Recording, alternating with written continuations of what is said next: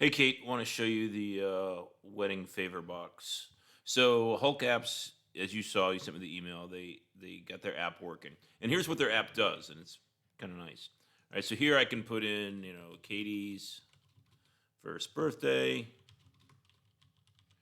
Now, one of the things I don't have right now is the ability to stop them from adding 14,000 characters to this, right? We're on the lowest paid version of this app, which is like $8 a month. For 16 bucks a month or whatever the next rate up is, we can say, nope, stop it at 18 and give them an error.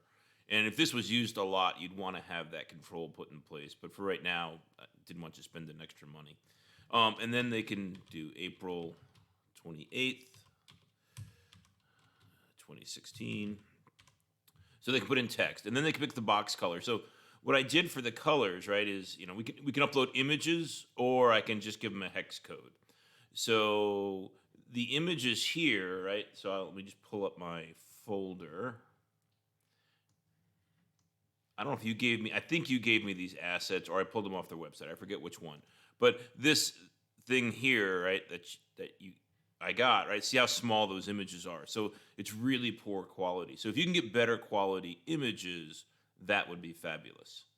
Because what you see happen here is they look okay here, but then when I hover, you can see how, this image size that it's showing is actually bigger than the image provided. So it's scaling it up, which makes it look a little bit jaggy. So if we can get better quality images, that will be better.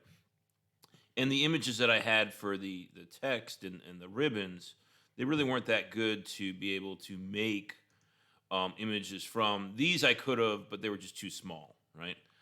So if I had a larger quality one of this, I could, take a little screen grab and show a little bit of a highlight, so they look a little bit more realistic.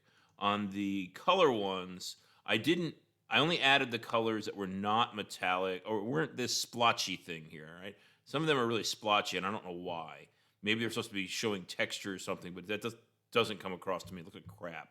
So I only added like metallic pewter, satin silver, satin gold, metallic red, pink matte, but not metallic mauve and all that kind of stuff. And even this, right? There's too many choices here. But I showed them all on your website for now. But one of the things you might think about doing is not providing so many choices, right? The more choice you give people, the harder it is to make a decision. So now in weddings, it's a little bit different because, some people have a wedding that's pink versus red versus Merlot. So the wedding colors are probably pretty important to match. But do we really need, these two blues, which are really close together kind of thing? Probably not. So one of the things we could do, my recommendation is reduce the number of choices here to simplify things. And like this one and this one are too close together. There's no need to have both kind of thing. But I put them all up there for now. The lettering colors, I put all the ones that I showed you, and I put all the ribbon colors that were provided. But we could simplify decisions by reducing the number of choices. But the really nice thing here is I can say I want a box color this, I want that ribbon and this lettering, and then I add that to the cart.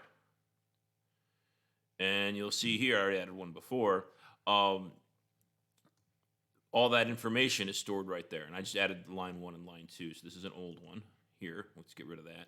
So here's line 1, line 2, box color, lettering. So you get all that information there so that you have what you need to fulfill on that product, right? So what your competitor was doing that you showed me was they were allowing them to make this purchase, but the customer wasn't making any choices here. They said, hey, we'll contact you later, right?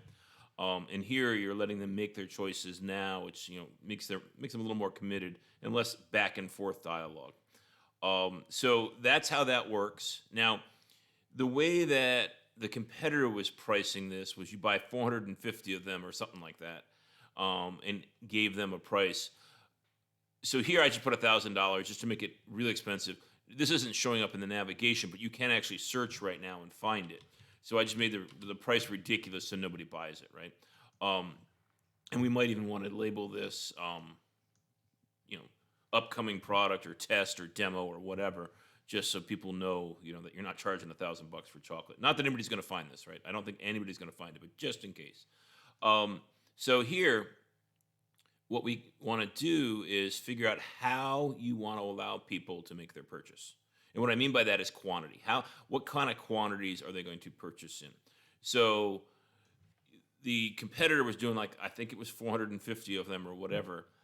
We could let them order any number that they want, from 1 to 1,000, or 1 to, the infinity, right? Infinity. So let's say you were charging, $9 a piece for these or something like that.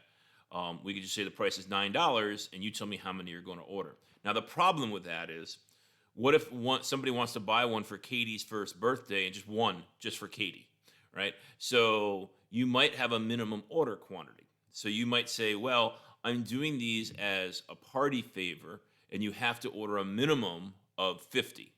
So what I could do is, I can have code that says they're not allowed to add anything less than, it starts at 50, right? I could have this thing start at 50 and allow them to add whatever above that they want to.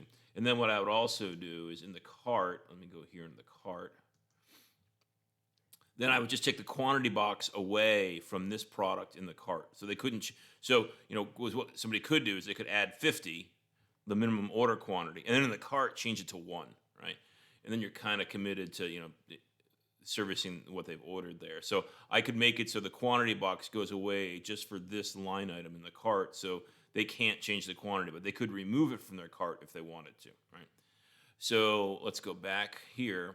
So we could have it so there's a minimum order quantity, or you could do it that you have to order in quantities of 50 or 10, right? So you're not ordering 1, you're ordering 10. And how many orders of 10 do you want to do? Now, the challenge with that is people have to start doing math in their head, and that gets really hard. So, let's just say your order quantities were 50, and they have a wedding party of 289 people coming.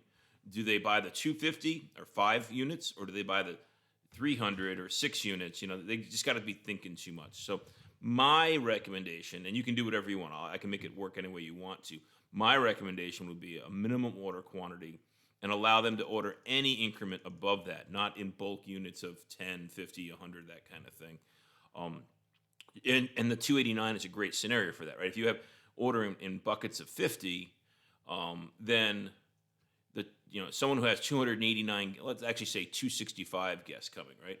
So they have to buy an extra 50 to go from 250 to 300, but they're only going to use 15 of those, and 35 they're paying for.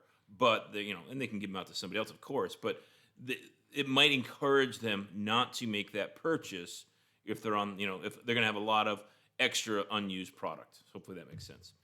So my recommendation is, you probably want a minimum order quantity, and then let me know what that is, and I can code that in so that they can't go anything less than that, and we'll remove the quantity selection from the cart. Or if you want them to purchase in units of 10 or whatever, I can do that also. So let me know how you want to proceed. And if you can get me better images for this stuff, that would be awesome. All right, talk to you soon.